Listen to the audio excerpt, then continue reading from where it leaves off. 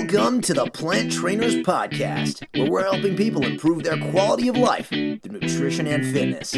And now, your hosts, nutrition and wellness coaches, international speakers, Adam and Shoshana Chaim. Hey, I'm Adam Chaim. And I'm Shoshana Chaim, and we are Propelled by Plants. Today we bring to you episode 498, Creating Inclusive Plantastic Meals with Gwen Kenneally. In this episode of the Plant Trainers Podcast, we're excited to welcome Gwen Kenneally to discuss the art of creating inclusive plantastic meals that cater to everyone's tastes. With more and more people moving towards plant-based diets these days, it can be challenging to accommodate both plant-based eaters and meat lovers at the same time and at the same table. So Gwen shares her inspiring shifts to a plant-based lifestyle and reveals her secrets for keeping her loved ones happy with delicious veggie-packed dishes while respecting their dietary choices. This episode is filled with practical tips to make your meals both inclusive and delicious. Gwen is an accomplished and innovative Hollywood caterer, an edible schoolyard chef, and a food writer. She's the author of The Lotus Kitchen, The Sweet and Savory Cookbook, The Inclusive Table, and The Plantastic Cookbook. Gwen is a gardener, a licensed spiritual practitioner, and a knitter. She lives in Los Angeles with her amazing daughter, Emma Rose, and their 2 puppies. This episode is going to leave you hungry, so get ready. Here we go. Hey guys, guess what? I have a new book coming soon. It's called I Am a Courageous Cub. So for those of you that gave me support with I Am a Peaceful Goldfish, thank you so much. You can get I Am a Courageous Cub right now by pre-ordering it on Amazon or checking out the link in our show notes at planttrainers.com. And now for a moment of gratitude. I'm grateful for my client, Nanette. She has followed all of my instructions and come back with the most amazing news from her doctors. There is no cancer left in her body, and I'm just so grateful for her. And if you want to know more about that story, please reach out to me on Instagram, and I'd be happy to share more. I am grateful for this time of year. It's the end of June, and school is done. It's summertime, time to do some traveling. Gwen Kenneally, thank you so much for joining us on the Plant Trainers Podcast today. It's such a pleasure to be here with you all. We would love to know if you have a moment of gratitude to share with us and the listeners. Well, I do. I had a meeting with my publishers yesterday, and aside from moving forward with the Plantastic 2 companion cookbook, we are working on another cookbook called The Inclusive Table, which is apropos on since this is an inclusive podcast. So I think it's really exciting. That is exciting. Congratulations. I know it's always wonderful to get that call from your publisher when they're like, we want another book. We want more. Okay. Yeah, exactly. And it's like, exciting, yeah. It is. And it's, how do I fit that book into everything else that I do? Exactly. But it's definitely worth it in the long run. Well, we love the Plantastic Cookbook, and we'll talk about that a little bit later. Before we do, we wanted to know a little bit about how you found the plant-based lifestyle. I know it was a little bit different for you. Yeah, I mean, it was really through cooking in California. You know, I had a lot of vegetarian clients and friends, and I kind of leaned towards that way. And then I had a client that asked for a plant-based dessert bar. And I remember just crying my eyes out and calling my mom saying, these vegans are ruining my life. And then it just took practice, it just took practice. And, I have a whole crew of guinea pigs that will eat anything I make.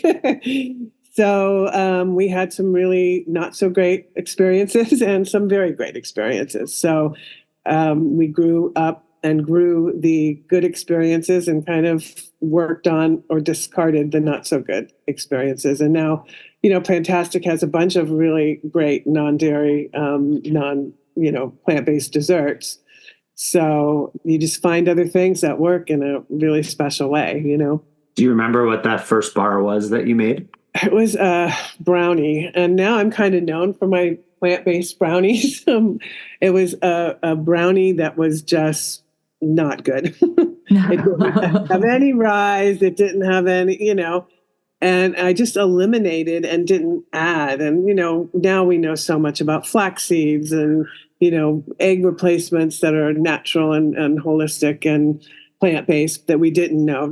We're talking 20 years ago when I first started this journey on doing really amazing plant-based food, because I was just very determined. If it comes out of my kitchen, it doesn't matter what style of food it is, it has to be good, or Right. I'm not putting my stamp on it. So, Well, next time we're in LA, we're going to expect to taste your brownies and give you a review. I would expect that. I would love that. Amazing. Did anything change for you or your family when you started cooking and eating more plant-based? Well, my daughter kind of, when she was about 8, she came up and she said, I love animals and I never want to eat an animal. How can we eat animals? It's just so cruel and horrible. And and then all of a sudden I have to feed her and make sure that she's getting, all the nutrients that a child needs, and honor her where she was at. And, so we grew together a lot. And we also had a lot of pasta, because that was always a little olive oil and salt, would be a quick meal that we could do. But then I just knew that I needed to grow and come up with more things that kids would eat, more things that, and that's where all of these books came from, trial and error. Yeah. That was going to be that was going to be my next question. It was going to be, is your own family where the idea of inclusive meals came from? Yeah, absolutely. 100%. Talk to us a little bit more about that. What does that mean, inclusive meals? Well, I have a big family, and I have a niece with celiacs. I have a niece that's plant-based. I have a lot of carnivores. I have, so when we get together, and a bunch of allergies to boot. So when we all get together, everybody kind of has to make their own thing. And then you've got this huge array of different eating types and different, so it gets to be kind of crazy. But, it's really important to me, including, inclusive. And a lot of the plant-based stuff my family loves, like with the steak thrown on top or whatever, but they will get there, they enjoy it, they like it. And it's something that is really special to me, that they will actually be open to it, as long as it tastes good. I think people are open to it. Right. I think so. So is the idea that you're cooking enough sides that are all plant-based to cover the plant-based, the vegan, the allergies, all of that, and then people who consider themselves carnivores can, put that piece of chicken or beef on their plate? Exactly. Like Thanksgiving, we'll have everything plant-based except for the turkey and the ham, and then everything else is plant-based. So that kind of covers, all of the allergies, all of the, one of my nieces has like a red bell pepper and tomatoes. I mean, this weird stuff that you kind of, okay, we'll throw that on the side, and, so that everybody can eat and enjoy it. Can you give us some examples of some really good dishes that kind of satisfy everyone? The spicy bun noodles are really great. It's an Asian-inspired noodle. It could be made with peanut butter, or it could be made with almond butter, or, sunflower seeds. So a lot of people have nut allergies as well. Any of the rice dishes are really great. Lots of green, lots of salads, lots of fresh veg. I mean, I'm so blessed to live in California, where we have so many different fruits and vegetables pretty much year round. I had a friend visiting me from Rochester, New York, and she was like, I can't believe you eat like this all the time. And it's great. We have farmers markets every day of the week. We can just go have our fill of wonderful, fresh produce, and it's amazing. That must be nice to be able to get that fresh stuff all year round. I think people are thinking about how to move there right now, just to be able to eat so fresh, because by the time we get our vegetables up here, they've ripened in a truck unnaturally, right? It's throughout the winter, it's a little bit more difficult here to get those big flavors. What are some ideas for meal prepping that can make it easier? Because if people are thinking, okay, I've got to do all these sides, and then I've still got to do, the omnivore food, what tips do you have for them?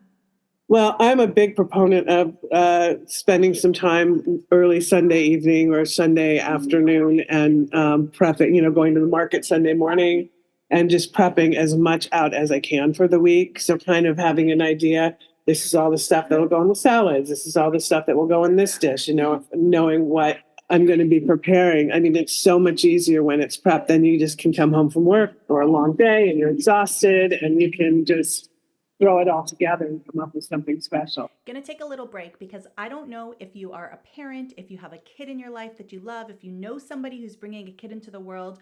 My new book, I Am a Courageous Cub, is perfect because sometimes it's easy to feel discouraged, anxious, or scared. But when that happens, little kids moving their body and using their imagination can really get their confidence going, can get them trying new things, and can get them to be courageous. And you know what? I know some adults who need to be extra courageous too. So if we could get little kids practicing those skills as young ones, they'll be better at it when they're old ones. So please head over to Amazon or the link in our show notes at plantrainers.com and pre-order I Am a Courageous Cub right now. It's my second book and I'm super excited to share it with you all. Thank you so much for your support. And now back to the show. So that's a really good idea. Also, I prep to eat. Like if there's carrots, I get them all set up and ready to eat so that the kids just can grab it and go from there. So I think preparation is such a key, and prepping ahead and being, really mindful of what you have and what, everybody's going to eat that week. Yeah, I think it keeps people fuller. It helps you make recipes that are more, in season because it's the stuff that you have. But also I think it keeps you from wasting as much food because the worst thing is you open up the drawer and you realize the carrots are sitting there and they're no longer orange. They're a really yucky shade of brown. Exactly.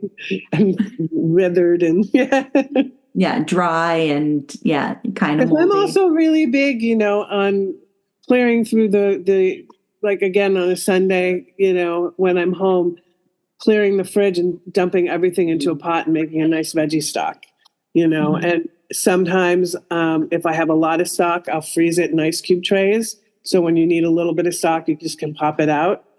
And it's really delicious. And so I try really to not have waste because I do buy a lot of produce.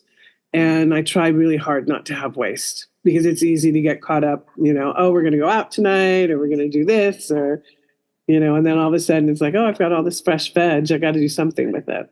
Freezing in those ice cube trays is a great idea. Yeah, especially for oil-free because people who want to use just a little bit of broth to, get their simmer going or whatever it is, that works really well. We were going out of town last week and I had some extra mushrooms and I'm like, okay, the mushrooms cost me $1.99. So to throw out 6 of the 20 mushrooms that came in there, not the end of the world. And I'm like, well, I asked my Alexa how I can freeze the mushrooms. So I blanched them and then stuck them in cold water and then stuck them in the freezer so I could stick them in a soup another time. That's beautiful. Yeah. Do you have any other ideas like that for people? Well, again, if you do smoothies every day, you can pre-batch the smoothies and just, have everything that you're going to put in to a smoothie together and then throw it in the blender in the morning. Because if you're not a morning person, that can be brutal. And anything that you can prepare ahead of time just makes everything so much easier. And especially, if somebody's like, I don't have that much time to do all this prep work, eating this way, is it really going to take up that much time? Can I do it quickly? Is it simple or is it, I need time to be able to prep? Well, I think at the beginning, it's a little bit more challenging, but as you get used to it, it's super simple. At the beginning, if you're not used to, how you're eating, then and you're following new recipes and you may not know some of the ingredients. That's why for Plantastic, I really wanted to keep it ingredients that you could find at any supermarket. And I know that some places you can't find everything year round at the supermarket, but I wanted to make sure that it was recipes that were simple enough to follow and that you could find. There weren't any of the weird ingredients that you can't pronounce, Right. So yeah, we have the Plantastic Cookbook. I think that it's absolutely fabulous. And I think I was telling you when we had our call a little while ago that I won't make anything where there's no picture. And not all your pictures or most of your pictures are not the outcome of what it's going to look like, but there's still a picture of like that main ingredient and stuff like that. And that's enough to get my taste buds going, to get my eyes going, and to want to make ingredients. So I found that really unique about your cookbook. You looked at that ingredient. What else will people find unique about the Plantastic Cookbook? Well, I just think that the simplicity of most of the recipes. I mean, there is some that I have in the party fare that are a little bit more special and a little more time consuming. But again, that it just is simple and everyday and really, really good stuff. Again, another little time saver is batching, making batches of salad dressing. And so that you've got fresh salad dressing all the time. And usually I do 2 or 3 a week at my house. So, I might do one on Sunday, one on Wednesday, and then rotate them for the rest of the week. So, again, anything you can do ahead of time makes it super easy. And, again, the more you do it, the easier it is to do. But it's like anything new. You have to build the muscle, right? You have to build the knowledge and and people sometimes will read and do exactly the recipes. And then I love when they say, well, I added this and I did this. And I'm like, wow, that's great. So that's a really fun piece of it too. Yeah. So what I like to do, people might find it a little shishi, but I like to do the takeout on Sunday night. It doesn't mean that I'm out of the kitchen. It means that I'm doing all my prep work for the week. And although I'm, really, really busy doing all of that, at least I don't have to make dinner for that night, or we'll do a stuff night, which is basically emptying the fridge and just making quick things out of everything left over, an extra 2 slices of bread here and a little bit of pasta there. And everybody kind of takes what they want and adds avocado or, some daya to it or whatever. And we're just kind of having a hodgepodge of food. So my time spent getting the week ready. Right. That's a great idea. Yeah. I like that. Yeah. So I want to ask you, do you have any recent projects going on, anything besides your book that you wanted to talk about that you're really proud about? Oh my gosh, so much. I am doing all kinds of great events. I cater. So there's a lot of equality and justice events that I've been doing. And just being able to create all this really fun parties and events and brunches and dinners. And I'm doing a celebration of life this weekend, which is really wonderful. I also work with Alice Waters and Edible Schoolyard Project, and we feed 700 students a day. I'm sure you're hearing little student noises, which is exciting and fun and just a joy. That's wonderful. Thank you so much for that good work that you're doing. So the Plantastic Cookbook is your book, and we always ask our authors, what would be one of your favorite recipes that our listeners could find in that book? And I know it's like choosing a kid, one of your kids, but yeah. My favorite child's our dog. Yes. Great. Exactly.